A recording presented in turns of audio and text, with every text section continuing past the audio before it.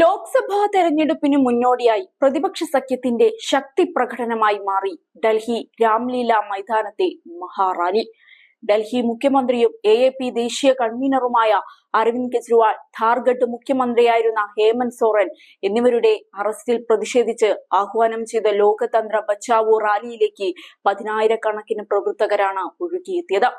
നേരത്തെ പട്ന, മുംബൈ എന്നിവിടങ്ങളിൽ പ്രതിപക്ഷ സഖ്യത്തിന്റെ റാലി നടന്നിരുന്നെങ്കിൽ എല്ലാ പ്രതിപക്ഷ പാർട്ടികളുടെയും പ്രമുഖ നേതാക്കൾ പങ്കെടുത്ത റാലിയായിരുന്നു രാംലീല മൈതാനിയിലേത്.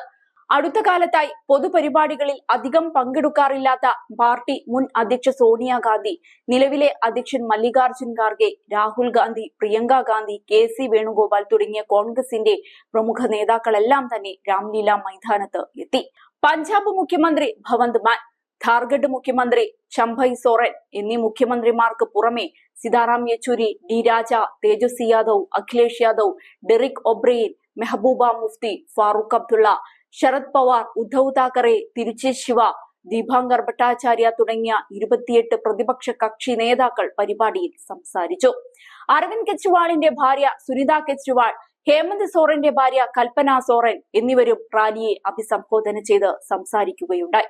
ED നടപടിയെ തുടർന്ന് ജയിലിൽ കഴിയുന്ന സത്യേന്ദ്ര ജെയിൻ, മനീഷ് സിസോദിയ, സഞ്ജയ് സിംഗ് എന്നിവരും വേദിയിലുണ്ടായിരുന്നു.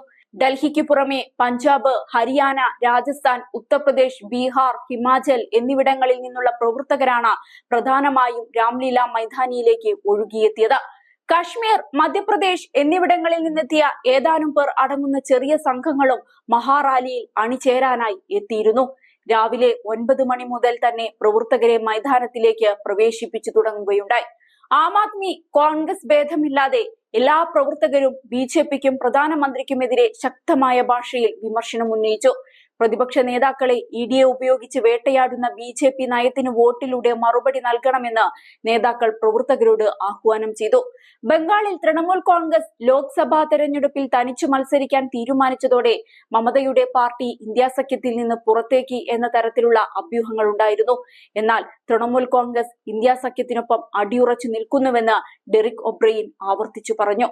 റാലിയെ അഭിസംബോധന ചെയ്തുകൊണ്ട് വൈകാരികമായ പ്രസംഗം നടത്തിയ സുനിത അരവിന്ദ് കെജ്രിവാളിന്റെ സന്ദേശം വേദിയിൽ വായിക്കുകയും ചെയ്തു.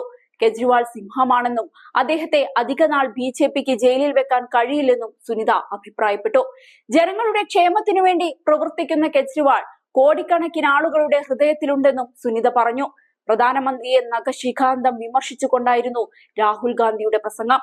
ക്രിക്കറ്റിൽ മാച്ച് ഫിക്സിംഗ് നടത്തുന്നത് പോലെ തെരഞ്ഞെടുപ്പിലും മാച്ച് ഫിക്സിംഗ് നടത്തി വിജയിക്കാനാണ് പ്രധാനമന്ത്രി നരേന്ദ്രമോദിയും BJPയും ശ്രമിക്കുന്നതെന്ന് രാഹുൽ ഗാന്ധി കുറ്റപ്പെടുത്തി.